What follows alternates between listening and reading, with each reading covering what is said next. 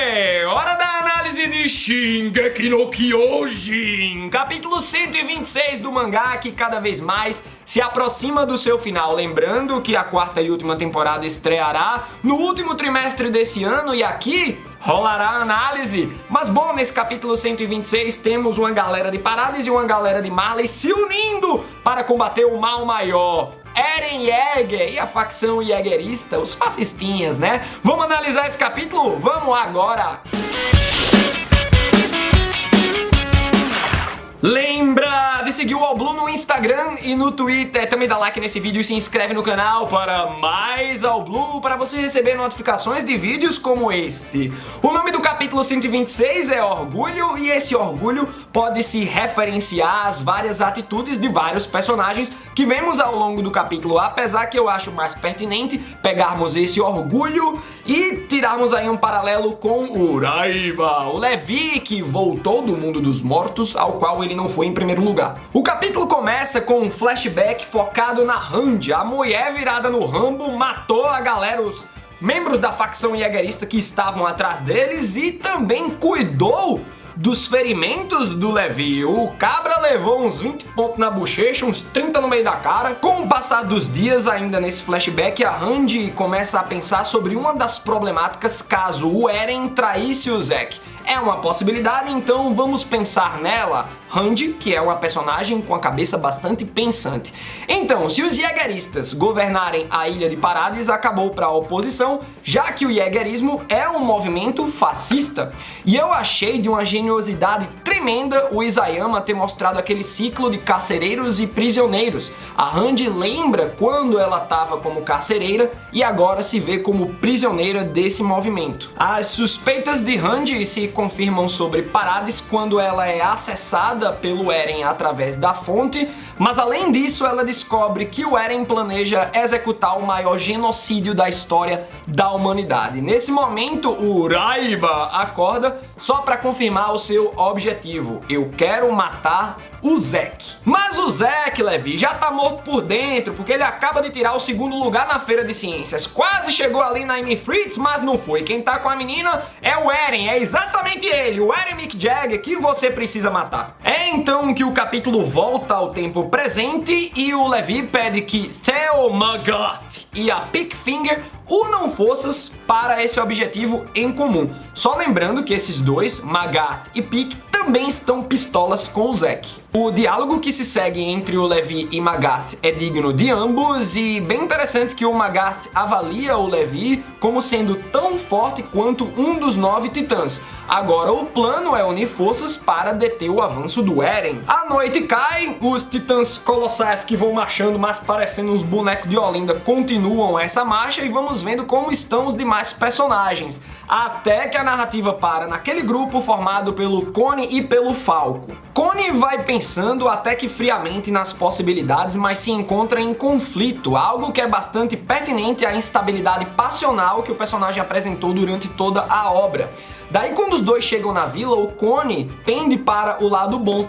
Só foi o Falco perguntar: o que viemos fazer aqui? Que o Connie responde: viemos escovar os dentes da minha mãe em forma de titã. Afinal, não é sempre que se tem uma oportunidade que nem essa. O melhor é o jeito do Connie, que nem a Chiquinha de Chaves se explicando.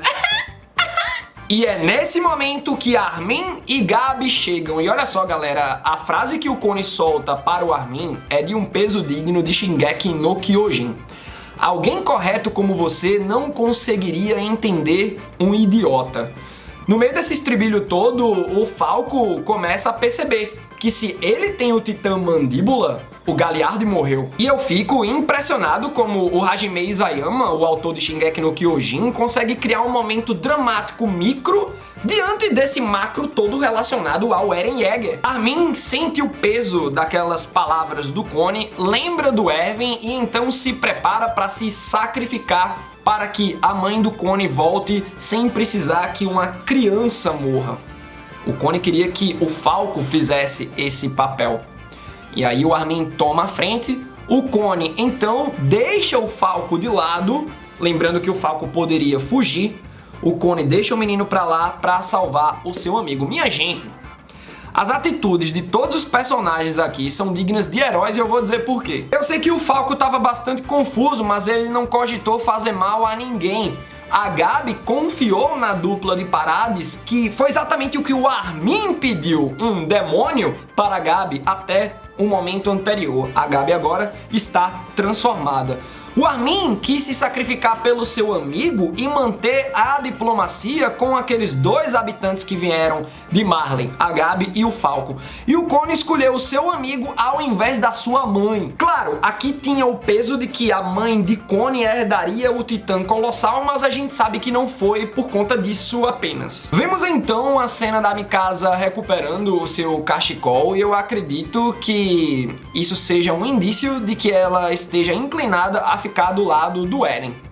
Olha só, galera, eu tô prevendo que a Mikasa vai morrer no finalzinho de Shingeki no Kyojin, escolhendo morrer de repente ao lado do irmão. Não é que ela vai lutar por Eren, mas também ela pode se recusar a lutar contra Eren. Ou então ela pegou o cachecol pra deixar com o Eren quando ela testemunhar a morte do seu irmão. Logo depois rola mais um daqueles discursos fascistas do Flock. A gente nota que o Jin tá ao lado dele muito a contragosto e é aqui que a gente já nota que tem caroço nesse angu. Em seguida, a Anne se junta ao grupo do Armin numa cena de comédia que só o Isayama sabe fazer. Logo depois dessa cena de comédia, a gente vai para aquele climinha de execuções da Helena e do Olangobo. E é aqui nessa passagem que notamos o que o clima fascista faz, né? Porque o ódio crescente em Parades começa a se equiparar ao visto em Marley. E olhem só, é só ter alguém pra jogar gasolina numa fogueira, pro fascismo se expandir, onde a gasolina é um discurso de ódio e a fogueira é o ódio em si. Mas olhem só o que é curioso, a fogueira já estava lá antes. E no caso específico do Olangopo, o seu objetivo era de ajudar Parades genuinamente para que ele pudesse emancipar a sua terra da tirania marleyana. E ele ainda faz questão de dizer que os Eldianos ali de Parades deveriam ter aprendido com o preconceito e não repetir os mesmos erros que Marley vem repetindo ao longo das décadas e séculos. E é nesse momento, depois dos 4 tiros de Jin, que começa o plano dos rebeldes. A Pique no modo carruagem engole e Helena, Olangobo e o Jin, que empurra o Flock para longe da mordida da garota. Mais embaixo está presente a cavalaria com os mantimentos e esse time é formado por Armin, Connie, Mikasa, Anne, Gabi e Falco. E ainda temos Magath e Levi. Então, será que essa força-tarefa vai ser suficiente para parar o Eren? Bem curioso, pessoal, por falar no Eren, que durante a fuga, a Anne avista alguém numa janela observando aquilo tudo. Será que é o Eren que veio do futuro? Acompanhe o raciocínio. Talvez o Eren, conhecendo os seus amigos, sabia as atitudes que eles tomariam e que seria parado. O plano do genocídio mundial era um blefe, uma finta, uma isca para que Marley e Parades se unissem contra o mal comum e chegassem ao fim do preconceito secular. Claro, tudo isso deve ter sido visto por ele ao acessar passado, presente e futuro, principalmente quando ele chegou na fonte, quando ele tocou Ymir Fritz. Eren poderia estar se sacrificando para chegar na paz mundial.